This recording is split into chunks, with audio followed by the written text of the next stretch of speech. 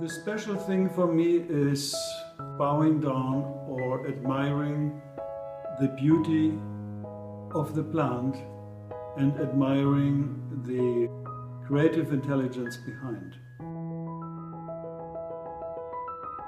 Plants are special because they are more innocent.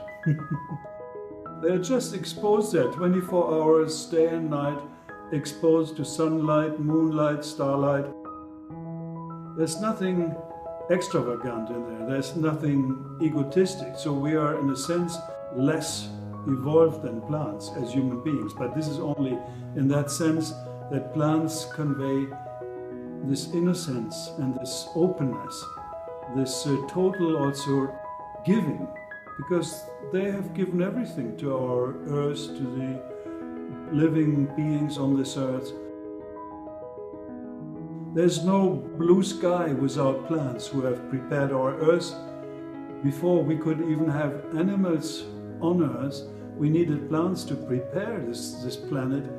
There was only toxic gases here before, and they had to come with their photosynthesis and their chlorophyll and exhale oxygen and inbreathe carbon dioxide and clear the atmosphere from everything before any higher animal life or human beings could come. And then, of course, they are food for everything.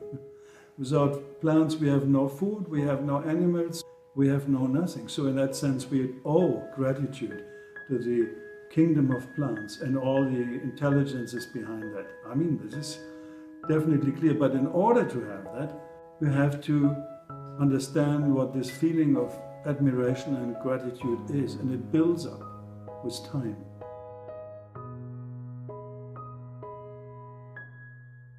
I cannot say that when I started to go nearer to plants that I had it right away. But it builds up through input, just like everything. Memory is there. Although people say there's no memory in smell, but it's not true. Smelling has a lot of memory. The more lavender you smell, the more you will be just drawn into that experience. So this is the same with everything. The more you put your attention on something, you cannot prevent yourself to get deeper into it. And if you are open and you are looking and feeling without any desire or any egotistic feeling, then you're just drawn into it and you start to be with that plant. And that's what it is. It doesn't mean you see all the energy fields of the plant and you feel this and that and maybe the devas behind all that. It doesn't need that. It can happen, but it doesn't need that.